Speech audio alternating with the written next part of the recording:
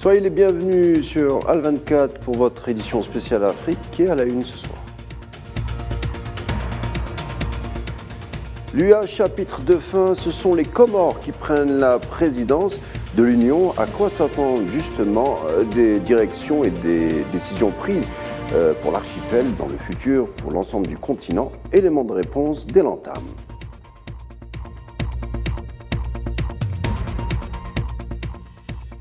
Et tombée de rideau pour la Task Force Sabre, les troupes françaises en passe de quitter le Burkina Faso, ce qui acte un léger froid diplomatique entre Ouagadougou et Paris.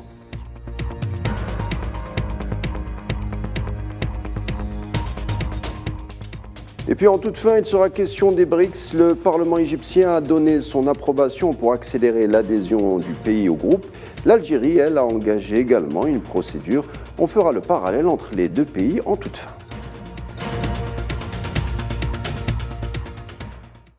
Le sommet de l'UA, dernière partie. Hier, nous nous étions intéressés aux principaux points et autres conclusions définitives pour cette 36e rencontre. Aujourd'hui, nous avons voulu mettre l'accent sur la nouvelle présidence. En effet, celle-ci ne sera pas dévolue finalement au Kenya de William Ruto, mais plutôt à Azali Assoumani et son archipel comorien, à la grande satisfaction de Paris, une manière pour la France de peser de tout son poids sur l'UA pour les prochains mois. Sidi Ahmed Redis nous dit pourquoi.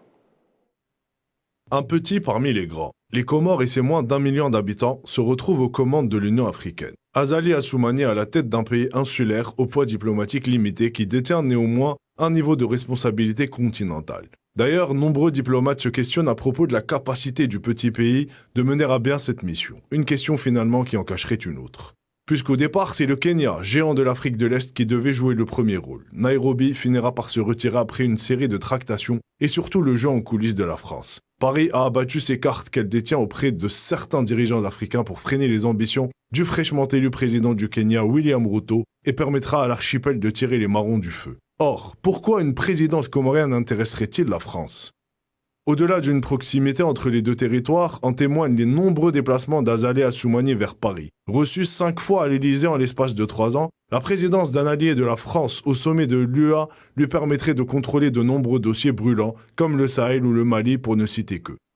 Mais au-delà, la capitale comorienne Moroni représente un des rares pays africains à avoir critiqué Moscou pour son opération en Ukraine. La plupart des États du continent ont opté pour le non-alignement. Surtout, le point nodal de la relation franco-comorienne et que Moroni revendique le territoire de Mayotte comme faisant partie de la 4e île de l'archipel. Dans la droite de ligne de l'ONU d'ailleurs, à contrario de Paris, qui à la place offre une compensation financière.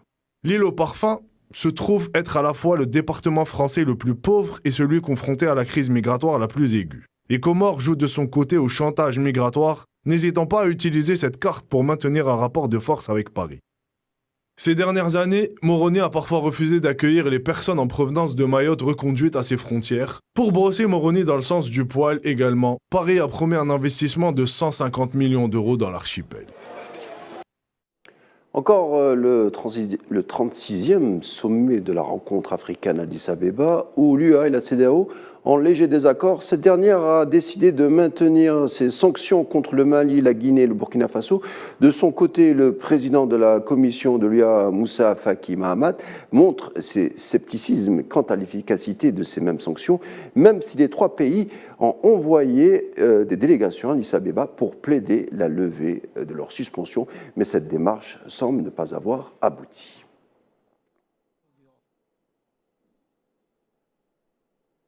Un trio de pays sanctionnés en dépit des résultats limités, comme on vient de le voir.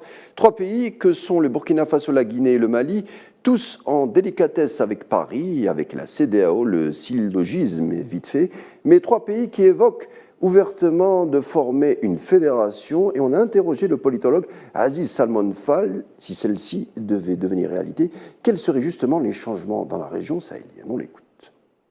Nous encourageons tout effort fédéral de suivre l'initiative de 1957. Maintenant, la difficulté, c'est que ces pays qui lancent cette perspective sont sous l'égide de régimes militaires de transition, mais l'intention est bonne. le rêve politique est beaucoup plus profond à concrétiser que la CEDEAO elle-même, qui est une institution de nature formelle et qui n'arrive pas à accélérer l'intégration attendue des populations africaines. En même temps, il s'agit d'une possibilité d'endiguer le terrorisme islamiste et la déstabilisation du chaos qui provient du dispositif de l'OTAN et de l'AFRICOM. Et puis précisément, le Burkina Faso, où le dernier contingent des forces françaises se prépare à quitter le territoire, mettant fin, selon les demandes officielles du gouvernement de transition d'Ibrahim Traoré, à la fin de mission de la force Sabre. Un départ qui n'est pas sans lien avec le déclin des relations au fil des mois entre Ouagadougou et Paris. Naïla Hamouda. Après une cérémonie de descente du drapeau au camp des forces spéciales françaises à Ouagadougou, le gouvernement de transition burkinabé annonce la fin officielle des opérations des troupes françaises sur son sol. Le divorce entre Paris et Ouagadougou est donc officiellement prononcé. Un événement qui marque un nouveau chapitre dans la bataille du Burkina Faso contre le terrorisme, qui a pris le contrôle dans la région et a déplacé des millions de personnes. Nous pensons réellement que quelques années, nous n'allons plus parler de ces petits bandits qui déambulent sur toute l'étendue du territoire burkinabé. Nous sommes réellement confiants et nous veillons au gré pour ne pas que les petits servants locaux et même les soldats français chassés du territoire burkinabé puissent se coaliser d'une autre manière pour venir ébranler le bon fonctionnement de la lutte contre le terrorisme. Janvier dernier, le Burkina Faso a mis fin à l'accord de 2018 qui régissait la présence des forces armées françaises au Burkina Faso. Le départ va s'échelonner sur plusieurs jours selon un chronogramme défini en accord avec l'état-major général des armées burkinabées. Nous sommes là pour une veille patriotisme, pour soutenir la transition, pour soutenir notre armée, pour soutenir le capitaine Ibrahim Traoré, pour dire non à l'impérialisme français, pour dire non à le militaire français. Le départ de quelques 400 forces spéciales françaises du Burkina Faso fait suite à une forte détérioration des relations. Depuis l'arrivée au pouvoir du gouvernement de transition en septembre dernier, plusieurs manifestations ont eu lieu, appelant au départ de l'ambassadeur de France ainsi que les troupes françaises. Et puis retour sur ce sujet dont on avait parlé hier brièvement, avec la proximité qui se dessine de plus en plus entre l'Égypte et les BRICS. Le Parlement égyptien a dit oui à l'adhésion du pays.